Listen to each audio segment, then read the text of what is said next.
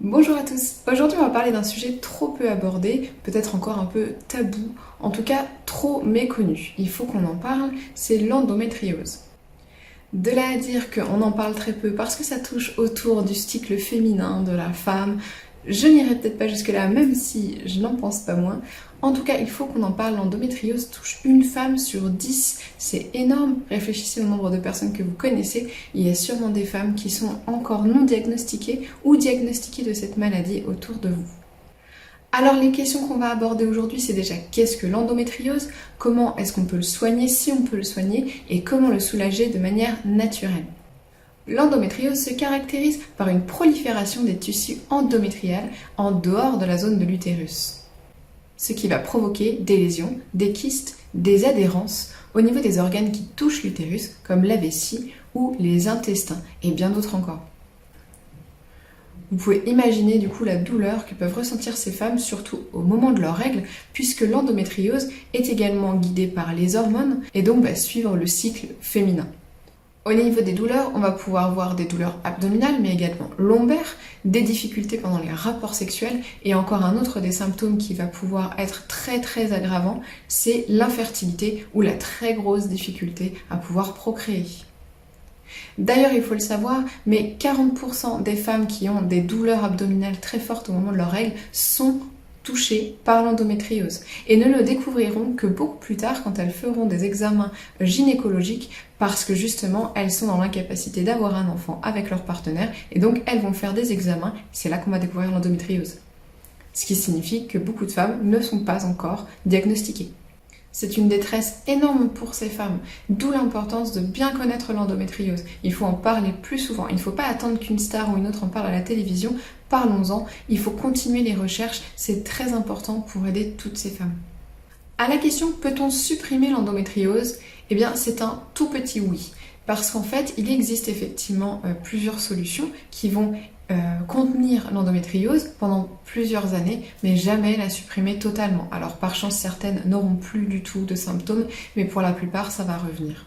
Dans un premier temps, les médecins proposent un traitement hormonal qui va stopper le cycle menstruel et donc supprimer une partie des symptômes. On va parler d'un contraceptif œstroprogestatif, j'ai réussi à le dire, d'analogue du GnRH, d'un progestatif ou du danazol. Ce traitement va donc aider à réduire les douleurs et également peut réduire la taille des lésions. Cependant, l'endométriose ne sera pas supprimée. Pour les patientes vraiment lourdement handicapées par les symptômes ou qui subissent une infertilité, on va proposer une chirurgie. Cette chirurgie permettra de supprimer les lésions et la patiente pourra du coup se sentir mieux et n'avoir plus de symptômes pendant plusieurs années. Donc comme je vous disais tout à l'heure, peut-être même plus si elle a de la chance. Parlons maintenant des méthodes naturelles. Si vous suivez un traitement, vous pouvez bien sûr complémenter ce traitement par ces méthodes naturelles. Sinon, vous pouvez les remplacer. Ce qui vous aidera à soulager les symptômes.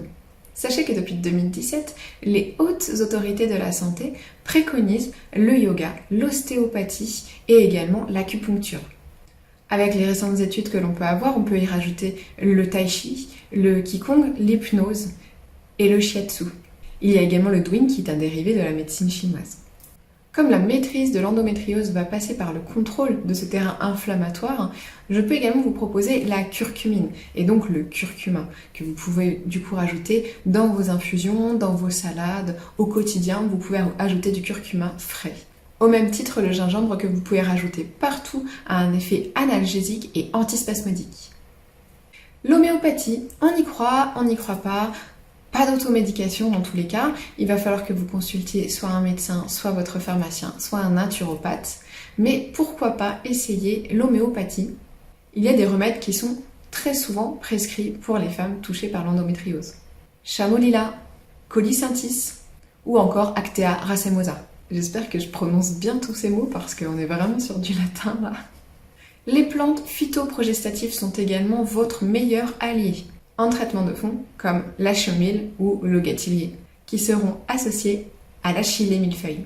Vous pouvez le faire sous forme de décoction, sous forme de bourgeon ou même d'huile essentielle. Pour compléter tout ce que je suis en train de vous dire, vous pourrez aller voir l'article que je vous mets dans la description qui va vous proposer des infusions. C'est le docteur Amal de Bordeaux qui avait fait une interview et qui avait proposé ce genre de décoction. Donc n'hésitez pas à aller voir dans l'article qui sera sous la description pour pouvoir compléter un peu cette vidéo. Il y a beaucoup de mots en latin, beaucoup de plantes dont je vous parle, beaucoup de médicaments dont je vous parle. Donc ce qui est intéressant vraiment, parce que là je vous retranscris, c'est d'aller prendre des notes et donc je vous conseille cet article. Autre plante que vous pourrez trouver en pharmacie, soit dans le commerce, soit dans la partie phytothérapie, ça va être la baie d'açaï, l'ail, la courge écarlate, l'armoise chinoise, la liane du Pérou, le chardon-marie. À l'heure actuelle, des nouvelles études qui ne sont pas encore terminées montrent déjà des résultats intéressants en proposant des huiles. Par exemple, l'huile de caipiba proposerait des actions contre l'endométriose grâce à ses effets antioxydants et du coup diminuerait les symptômes. L'huile d'argousier et le millepertuis seraient également un excellent mélange, mais là encore, ce ne sont pour l'instant que des études à suivre de près, je pense. On va parler bien sûr du régime alimentaire. Vous le savez, quand on a un terrain inflammatoire, changer son alimentation va être essentiel. Ce n'est plus un secret pour vous désormais, l'alimentation paléo va vraiment pouvoir vous aider à ce niveau. Il faudra être un tout petit peu plus rigoureux puisqu'il faudra quand même supprimer en plus les viandes rouges, le vin et la caféine. J'espère que cette petite vidéo va pouvoir vous aider. Je vous propose de compléter cette vidéo par l'article dont je vous parlais qui est ultra complet. Attention tout de même, toutes les femmes ne réagissent pas de la même manière, toutes les femmes n'ont pas les mêmes symptômes et pas les mêmes besoins. Je vous conseille vraiment d'aller prendre rendez-vous avec votre médecin ou naturopathe pour pouvoir discuter plus longuement des options naturelles qui vont se proposer à vous. À très bientôt!